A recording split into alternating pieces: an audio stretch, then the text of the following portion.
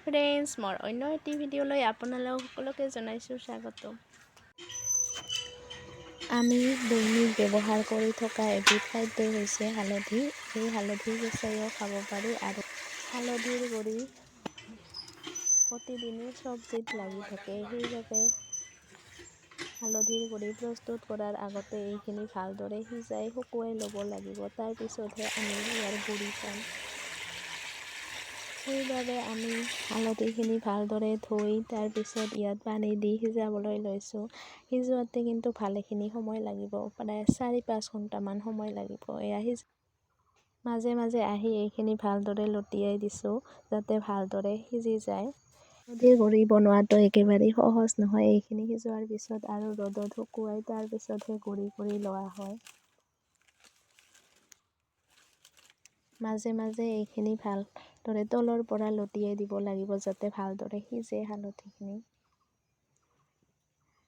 এয়া প্ৰায় সিজি গৈছে। এইখিনি আমাৰ ঘৰৰে হালধি আছিল, সেইবাবে এইদৰে সিজাই লৈছোঁ।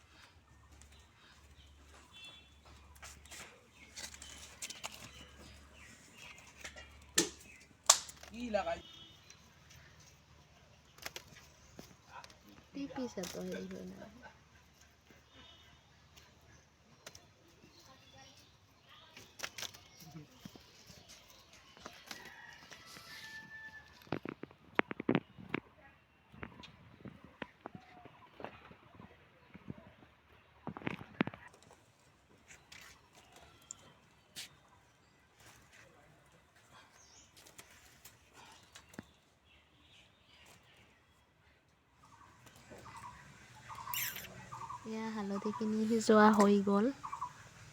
এইখিনি চেঁচা কৰি তাৰপিছত আমি এইখিনি কাটি ল'লোঁ। এইবাৰ এইখিনি আমি ৰ'দত শুকাবলৈ দি আপোনালোকৰ পৰা বিদায় মাগিম। ধন্যবাদ।